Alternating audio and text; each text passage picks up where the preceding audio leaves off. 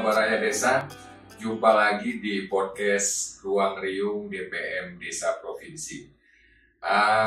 Untuk kali ini kita masih lanjut untuk berbincang-bincang tentang praktek-praktek baik yang menginspirasi dari program Patriot Desa.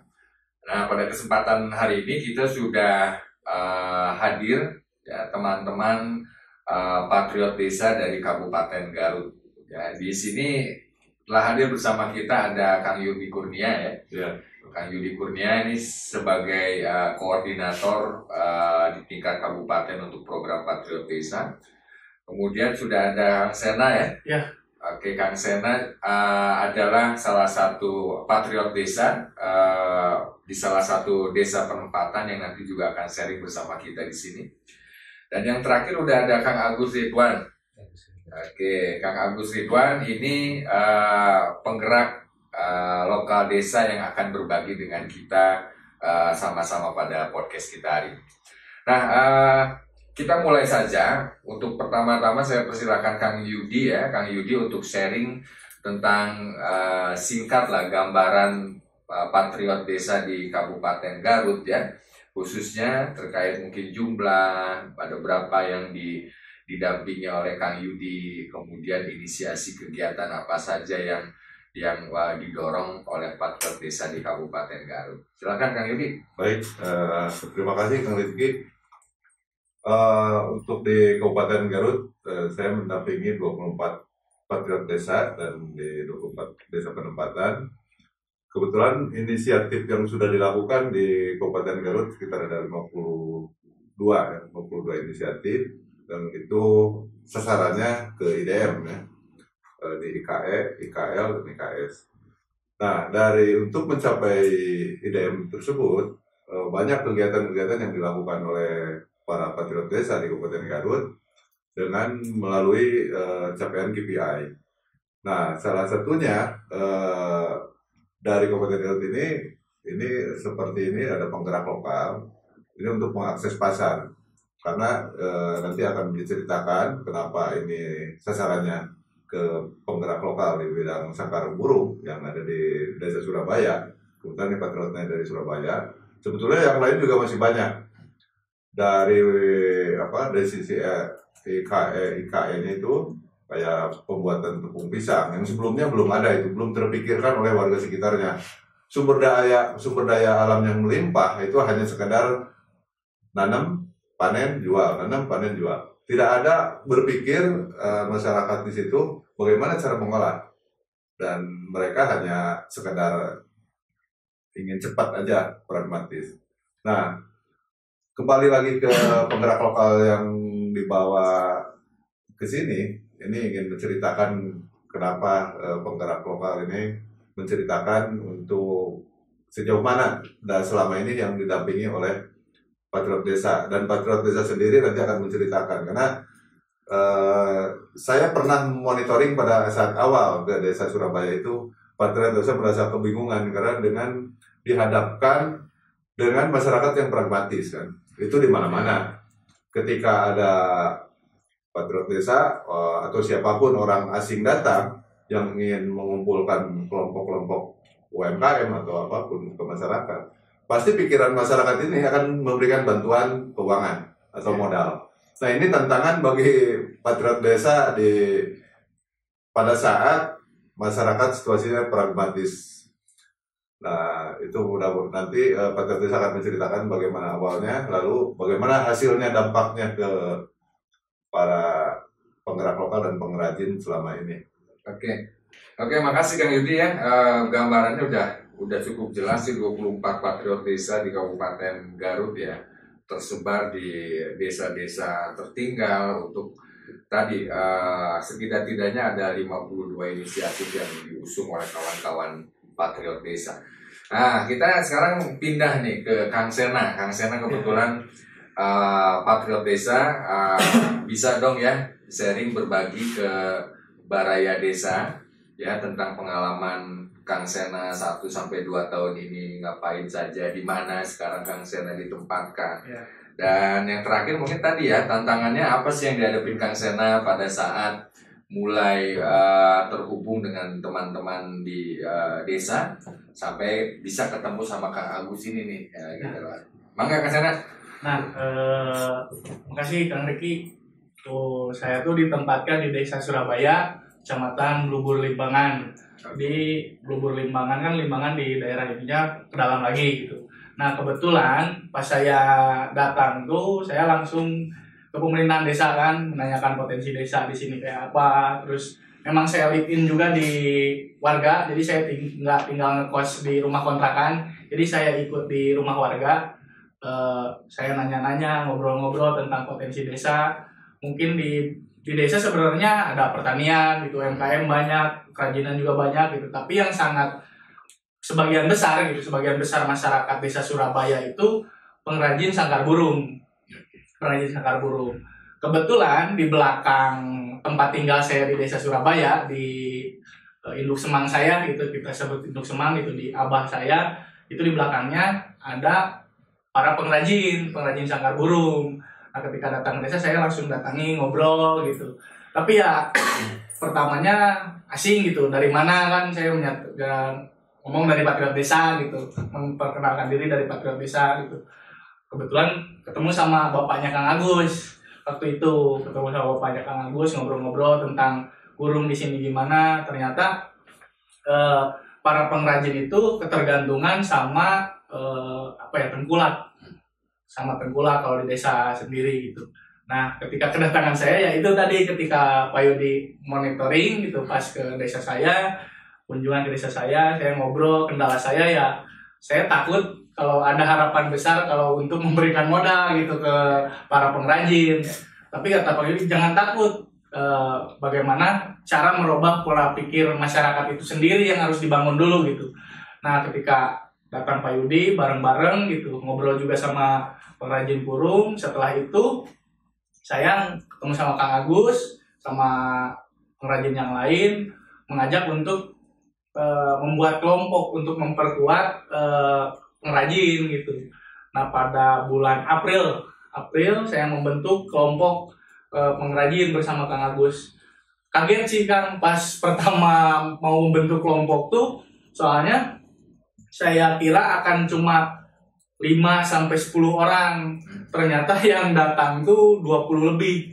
Yang datang ke rumah saya, waktu itu rumah abah saya di sana, datang 20 orang lebih. Kaget gitu, kenapa banyak ini. Ternyata Kang Agus bisa gitu mengajak untuk membentuk ya kelompok itu banyak segitunya gitu.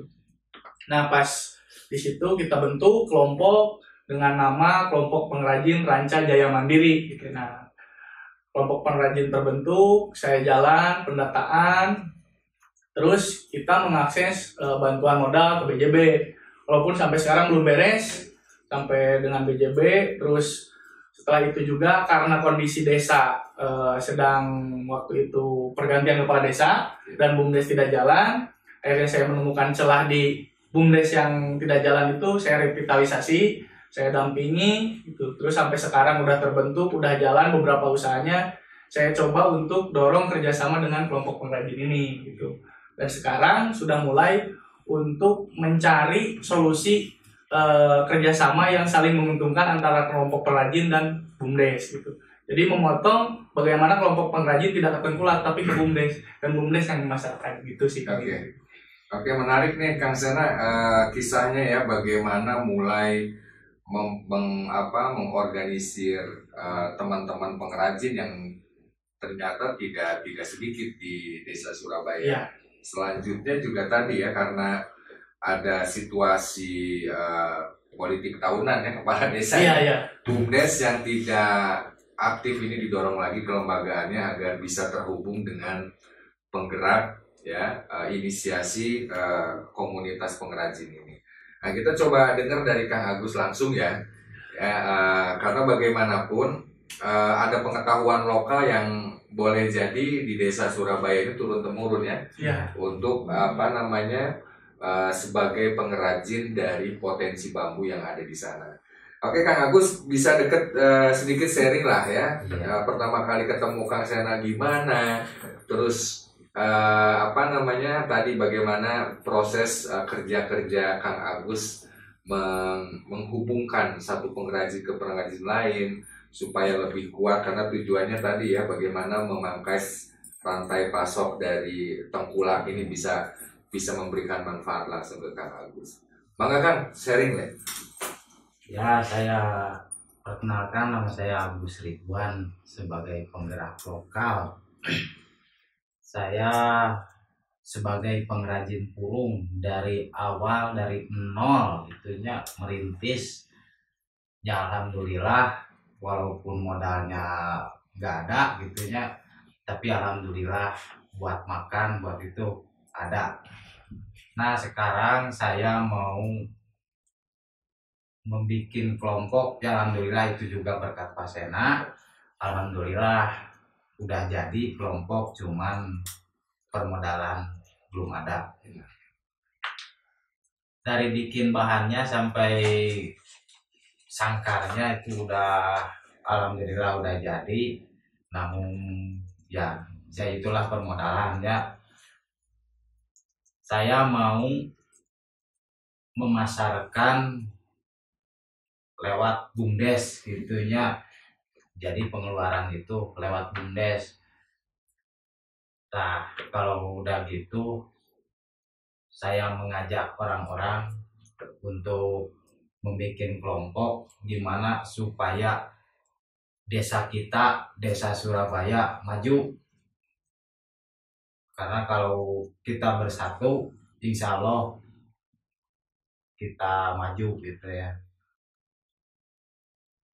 Terus SK waktu itu peran kepala desa, pemerintah desa sudah memberikan legalitas ke kelompok dalam bentuk ya, SK itu kapan itu? Alhamdulillah saya udah dapat SK dari Desa. kepala desa. SK tentang kelompok. Iya, tentang kelompok untuk mengajukan proposal ke luar gitu. Alhamdulillah kalau BUMDes sudah setuju untuk membangkitkan pengrajin purung dari desa Surabaya. Kalau masalah pengeluaran purung, ya saya mohon bantuannya kepada Bapak Kepala Desa, palingnya mohon dipasarkan supaya Pak Bapak itu sampai kampung desa Surabaya maju. Selama ini masarkan ke mana? Kalau masarkan mah ke Bandung Sukahaji. Itu udah langganan. Udah. Kalau langganan sih belum, itu cuma yang pesan ya. Iya, yang pesan. Aduh, kalau ini sudah banyak, 1 minggu 1 mobil boleh, asal sanggup aja. Gitu. Karena kendalanya di modal. Kendalanya dari modal. Kalau yang pesan sudah banyak, Iya, permintaan itu udah banyak. Jadi modal itu bukan untuk memulai, tapi penambahan Penambahan modal, perluasan produksinya produksinya. ya. Ya menarik Kang Agus ya, beberapa inisiasinya kenapa sekarang sudah mulai berkelompok ya. Hanya tadi kebutuhan ke depan ini bagaimana memperluas produksi karena permintaan setidaknya udah cukup banyak ya. Tadi yang menarik itu ya minta barengan aja ya, sharing ya. Sudah ada dukungan dari kepala desa melalui surat keputusan, setidaknya sudah diakui keberadaan dari kelompoknya Kang Agus ya. Yang kedua terkait BUMDesnya nih, gimana BUMDes memberikan kesempatan buat komunitasnya Kang Agus ya, dari pandangan Sena dan Kang Yudi, kira-kira apa yang diupayakan oleh BUMDes sekarang? Kalau sekarang BUMDes kan karena dampingan saya juga gitu ya, BUMDes ingin mencari ya solusi untuk kerjasama tuh yang saling menguntungkan gitu. BUMDes takut kalau simpan pinjam gitu sistemnya, kalau sistem simpan pinjam takutnya modal rusak gitu kan. Nah jadi nyari bagaimana untuk memutus ke tengkulak, jadi BUMDes yang jadi pengepul gitu kan. Jadi BUMDes yang jadi pengepul, pengeluaran dari BUMDes gitu, keluar tuh pemasaran dari BUMDes. Selisih harga dari keuntungan itu dibagi 2 antara kelompok sama BUMDes gitu. Dan mungkin bisa saja ketika BUMDes itu punya unit usaha ya, pengrajin itu sangkar burung gitu. Salah satunya unitnya terkait pengrajin ya. Iya. Bisa dikit sharing kan, memang di desa Surabaya mayoritas pengetahuan lokalnya pengrajin sangkar atau Iya. macam-macam selain sangkar ada. Ada banyak sih, cuman yang di itu sangkar burung gitu. Andalannya. Andalannya. Ada. Berarti potensi bambunya banyak di sana kan? Banyak bambunya banyak. Oke. Itu yang menarik, melihat gimana Sena ya dan juga Kang Agus melihat potensi sumber daya alam dan dijadikan nilai tambah. Salah satunya dengan pengrajin sangkar burung ini. Yang pasarnya udah jelas ya, pasarnya sudah jelas, hanya saat ini mungkin kebutuhannya memastikan BUMDes untuk bisa memperluas produksinya komunitas yang sudah dirancang. Oke, terakhir dari saya, khususnya teman-teman sekalian, apa sih pesan terakhir yang bisa disampaikan ke Baraya Desa ya dari semua upaya yang sudah dilakukan oleh Kang Yudi, oleh Kang Sena, sama Kang Agus ya. Kira-kira apa pesan kunci yang bisa disampaikan ke Baraya Desa ya, tentang kerja-kerja patriot desa? Ya, pada prinsipnya untuk melakukan pemberdayaan itu jangan takut untuk memulai. Karena kebanyakan orang melihat kondisi masyarakat seperti ini sudah takut duluan untuk melakukan pengorganisasian atau pengelompokan, karena masyarakat sekarang berpikirnya ketika ada orang asing itu pasti memberikan bantuan. Tapi itu jangan takut, kita hadapi, karena kayak bank aja yang mau memberikan modal kebingungan siapa yang benar-benar usahanya jalan. Tidak hanya kelompok atau pengusaha yang susah mencari modal, si bank juga susah mencari kelompok-kelompok usaha yang benar. Nah itu, jadi jangan takut asal kita niatnya baik untuk kemajuan masyarakat, insya Allah ada solusinya. Oke, makasih Kang Yudi. Poinnya jangan takut memulai ya dalam pemberdayaan masyarakat desa itu, karena bagaimanapun ada pergeseran pandangan dan sebagainya. Ini kuncinya tadi, bila mana kita punya niat yang baik ya tidak ada salahnya untuk mencoba. Dari sana, apa kira-kira pesan buat teman-teman Baraya Desa selama berperan sebagai patriot desa? Kalau saya sendiri sih jangan takut ketika kita datang ke desa tuh diharapkan apa-apa gitu kan. Yang penting ya niat kita yang baik, itu niat yang baik. Terus lebih ke komunal, lebih kuat daripada ketika kita individual seperti pengrajin ini. Ketika kita sendiri-sendiri itu susah untuk cari pasar, cari modal apapun gitu. Kalau komunal kita lebih kuat gitu. Itu sih Kang. Oke. Komunal atau berkelompok ya, setidaknya bisa lebih kuat. Poin kuncinya bagaimana menghubungkan satu sama lain sehingga Kang Sena nggak sendiri tapi melibatkan ya Kang Agus ini salah satunya ya. Dari Kang Agus ada pesan apa buat teman-teman patriot desa atau buat kawan-kawan Baraya Desa di luar sana? Motivasi apa yang bisa dibagikan sama Kang Agus? Ya, titip saya, alhamdulillah, makasih buat Asena, Pak Yudi, buat teman-teman yang dari desa Surabaya, semangat terus berjuang, insya Allah kedepannya akan bagus, sukses. Oke. Salam. Makasih ya teman-teman Kabupaten Garut pada kesempatan ini.